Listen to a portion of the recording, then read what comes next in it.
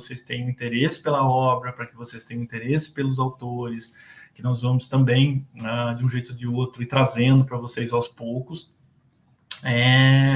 Lógico, nós temos uma das perguntas que foi feita na aula passada. Nós ainda temos dificuldades com relação ao que o livro não é vendido, o livro ele é simplesmente cedido, né? Ele é algo sem fins lucrativos, né? O governo simplesmente faz essas entregas como promoção cultural, e normalmente em eventos e tal, então às vezes é difícil até da gente conseguir, mas de qualquer forma é um trabalho que eu vou tentando agora junto com a editora também, a gente vê essa questão dos direitos, né, que hoje pertencem ao direito de tradução e tudo mais à embaixada, para que de repente tenha um elemento comercial também fora desse elemento central de simples divulgação. Alguns são doados, como eu disse, né, a gente tenta alguns, evidentemente, para que faz sorteio de 2 hoje, eventualmente no próximo encontro, no outro evento, a gente vai também mais alguma coisa. Mas a gente ainda tem dificuldades com relação a ter o livro. O livro em si, eu até fiquei de falar para vocês sobre, mas me esqueci.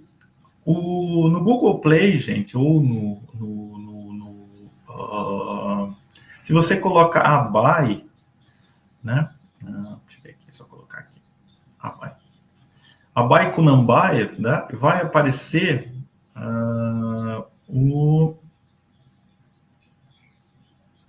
o primeiro, né? Quando a gente coloca Abai, né? Vai aparecer o primeiro aplicativo, que é justamente da obra. E vocês têm como ler esse livro em vários idiomas, entre eles em português. Então, é possível que vocês consigam, pelo aplicativo, ler, tá? Ele tem... eu até estou abrindo ele agora, justamente, ele continua em várias línguas, né? Vocês têm como... vai ter em cazaque, em russo, em cazaque, se vocês quiserem, em russo, inglês, português, holandês e chinês, tá? Tem em vários idiomas. Ele tem uma interface acho que não consigo mostrar meu celular, mas de vários idiomas aqui, e depois ele vai para as palavras. Em português aqui está aqui, a primeira palavra, aí você clica na primeira palavra, vai aparecer a primeira palavra, né? Tá aqui, primeira palavra, projeto aqui. E por aí afora. Ele não tem uma coisa importante, que são as ilustrações, que eu vou pedir para o Matheus mostrar para a gente aqui, as ilustrações que tem, que são aqui do Evgeny Sidor, que não deve ser.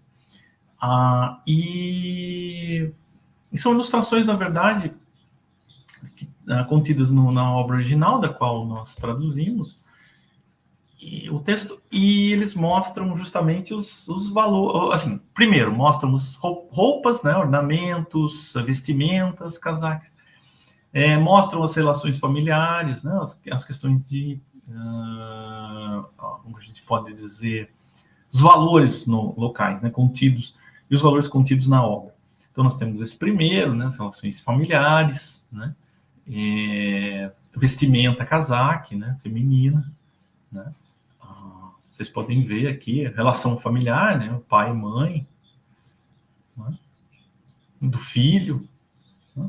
Então, são essas ilustrações que nós temos no livro, e aqui no aplicativo nós não temos, né? Então, quem ganhar o livro vai poder ver no livro o guerreiro, né, a imagem do guerreiro, faz essas descrições também.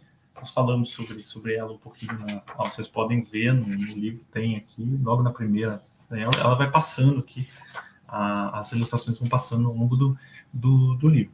E esse do guerreiro é interessante porque tem justamente nas obras a descrição, né, das vestimentas dos guerreiros antigos, período medieval e tal, né, e depois.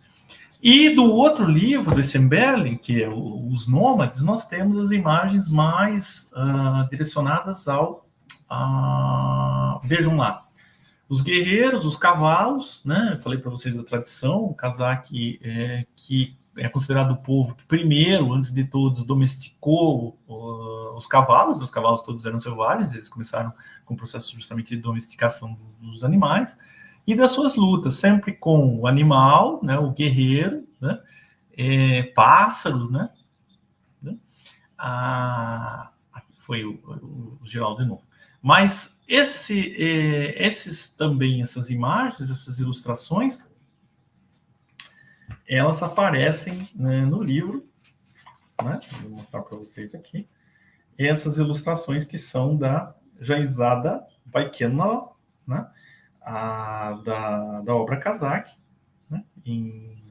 Eles vêm da obra da produção do livro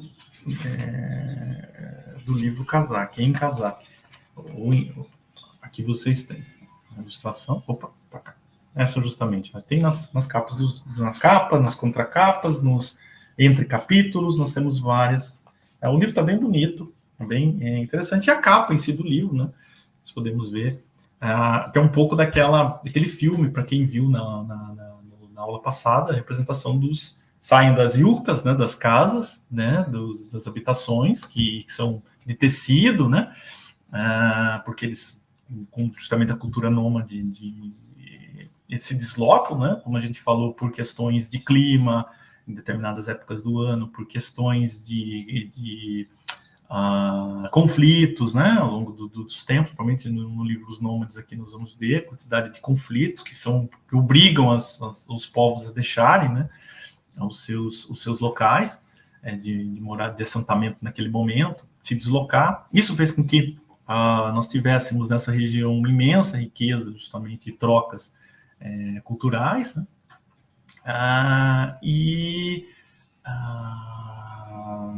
Então nós temos todas essas representações aqui no livro. Então vamos passar um pouquinho, gente, para as perguntas e respostas aqui, a gente fazer E se eu lembrar de mais alguma coisa que eu esqueci, provavelmente não vou lembrar, mas se eu vou lembrar depois que a gente desligar, aí eu vou lembrar, mas agora normalmente não lembro, mas de qualquer jeito alguma coisa. Vamos lá.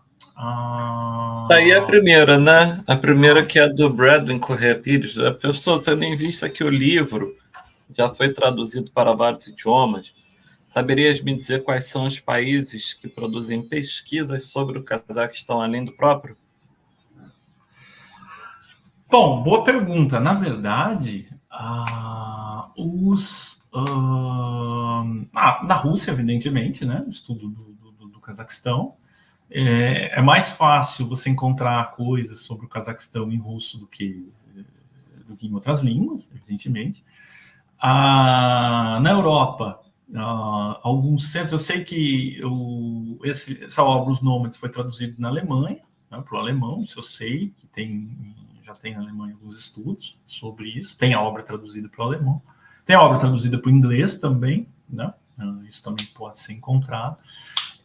Dizer para vocês onde tem algum centro mais forte de cultura cazaque, eu não, assim, teria uma certa dificuldade de dizer na Europa onde especificamente, ou se eles trabalham mais, provavelmente trabalhem assim, com uma ideia mais de Eurásia ou de alguma região central e ter algum estudo específico ou algum pesquisador específico sobre Cazaquistão, mas eu não saberia dizer exatamente. Aqui no Brasil, nós temos a Casa de Cultura Cazaque em Rosário, na Argentina, que na verdade é uma senhora cazaque que mora lá, casada com um diplomata argentino, e tem a Casa de Cultura Cazaque, lá tem também eventos, tem muita coisa relacionada ao Cazaquistão, tem também em espanhol várias coisas que foram escritas, traduzidas. Enfim, então, só para ter assim, uma ideia, né, geral.